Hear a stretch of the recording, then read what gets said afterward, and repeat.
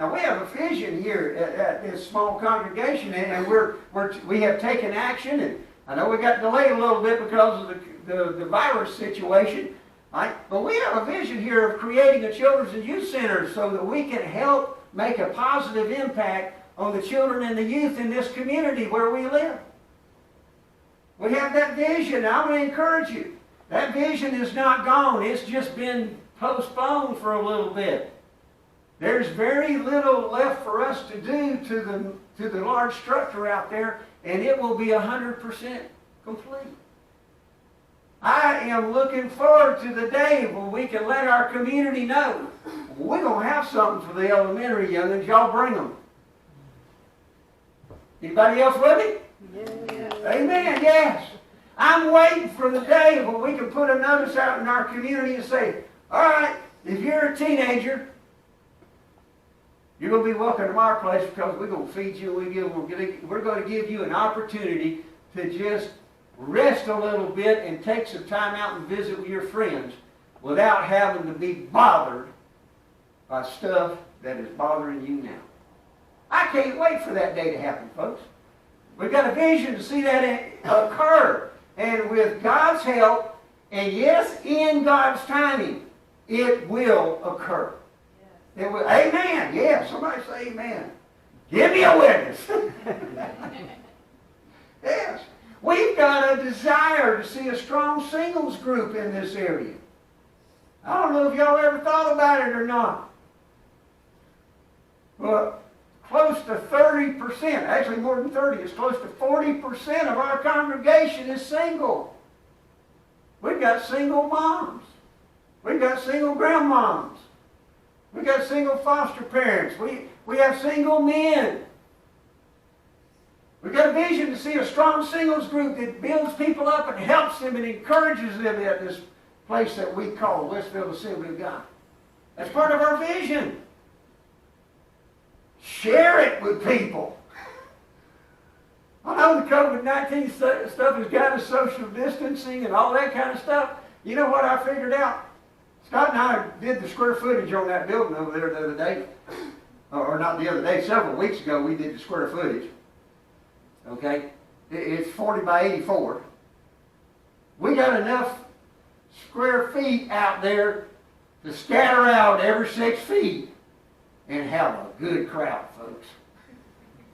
And just as soon as we're able to do that, guess what this preacher's going to start advertising? We've got a vision for the future. And it includes helping people who have deeper needs. It does. I have a challenge for you today. Y'all know that I kind of throw out a challenge to y'all all. I say, y'all think about this, y'all pray about this, and you follow the Holy Spirit when you do it. I have a challenge for you.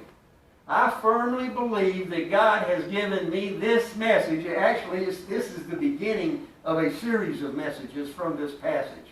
Y'all need to become really familiar with Acts chapter 3 and 4. Because y'all fixing to get some of it. Okay, so this week, go home and read Acts 3 and 4. Because you're fixing to hear me start preaching on Acts 3 and 4. Because we are, if the Lord will help us and He will tarry His coming, we are going to become that different congregation that He said He was going to create here. Because we're going to become a whole lot more like a first century church than this church possibly has ever been. I believe it. I believe it. I have a challenge for you today. For everybody watching online too. This goes for y'all.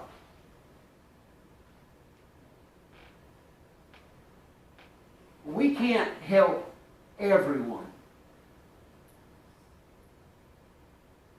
But each of us can help someone. Let me say that to you again. We can't help everyone. The federal government can't help everyone. All of the world's governments put together can't help everyone. But each one of us can help someone. We can do that. I challenge you today to open your spiritual eyes. Open your spiritual ears. and look to see for where the deeper needs are in the people. You're going to see the superficial needs. You'll see them. Those are going to be pretty obvious. Look for the deeper needs. And then act on what God shows you. Follow God's guidance. And help someone this coming week to have a deeper need met. Now you may not can meet the entire need, but what you can do is you can help direct them to someone who can. There's fixing to be one more slide up there. I like this slide. It's a special one. It says, living in God's power. Peter and John were living in God's power when they walked by the beautiful gate that day. And they spoke healing to a man who needed healing.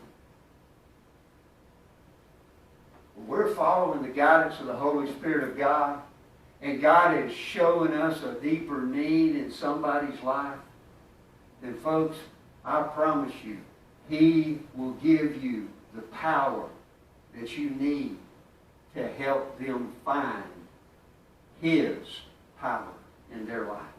And if they get His power in their life, then any need they have is going to be met.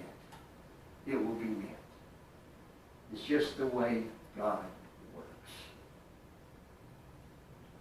Now it's possible that somebody under the sound of my voice today has a deeper need.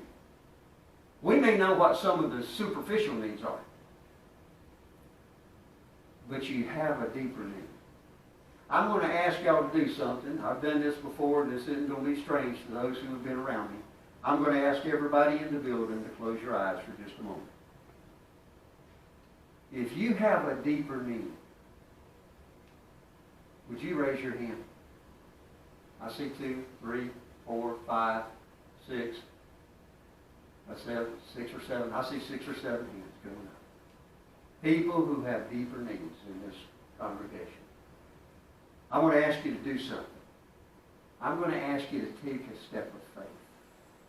I'm going to ask everybody who raised their hand just now. You guys can open your eyes. I'm going to ask y'all to come down here and stand in front of this altar. Now, there's nothing special about that altar. There's nothing special about the carpet on the floor. There's nothing special about the lights over your head. But what is special is the step of faith and obedience to God. That's what's special. Because when we step out in faith to God, God will move. I'm going to ask everybody who raised your hand to come down here and stand in front of this altar. And then I'm going to ask everybody who doesn't come down here to stretch your hand toward Him, because we're going to pray for them. God is able to meet the need. God is able to meet the need.